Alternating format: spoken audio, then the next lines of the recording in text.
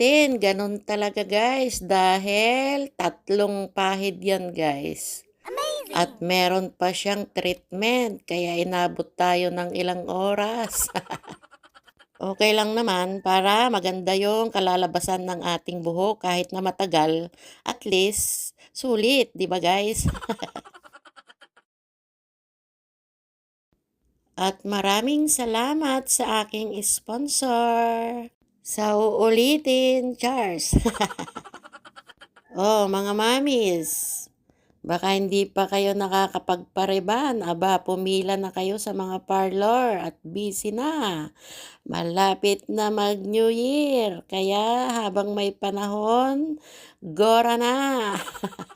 Ayan, napahiran na at mag-aantay tayo ng ilang minuto at eto na, naalnawan na at papahiran na ulit ng gamot.